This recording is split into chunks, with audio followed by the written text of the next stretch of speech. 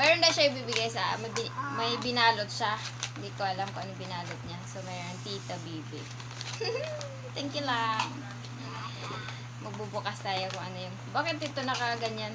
Wala ka bang... Ano to, regalo mo lang?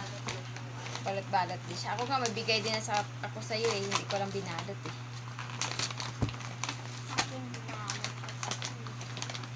Saan mo na dati?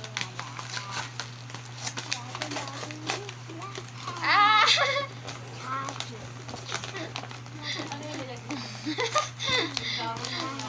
Sabi niya, magamit ko daw sa office, sabi niya. Magamit ko nga. Mayroon akong pang ano sa buhok. Ay! Aw. Aw. Binili mo pala niya sa baon mo lang?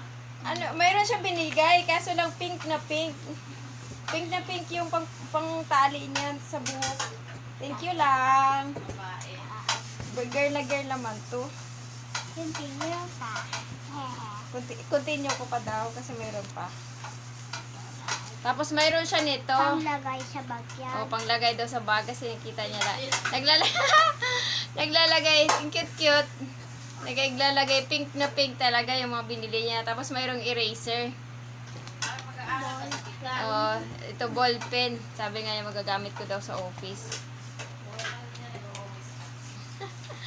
May mga sulat-sulat. Isusulatan ko to ng mga pinapalo up. Yan, para dito na ako mag-ano sa mga pinapalo up. Wow! Thanks God. Thanks God lang. Ito, lalagyan ko to na ano. Wow! Delans. May iba pala yung mga ano dito. Sulat lang silang lang. Dami niyang sinulat-sulat. Wow! Daming sulat-sulat. Thank you lang.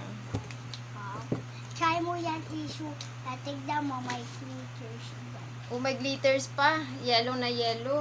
Kasi yung yellow nga daw yung favorite color ko. Yellow din yung binili niya. Thank you! Si Nana na lang. Hindi pa tayo nagkita ni Nana. Punta tayo doon kay Nana pag may time. Thank you!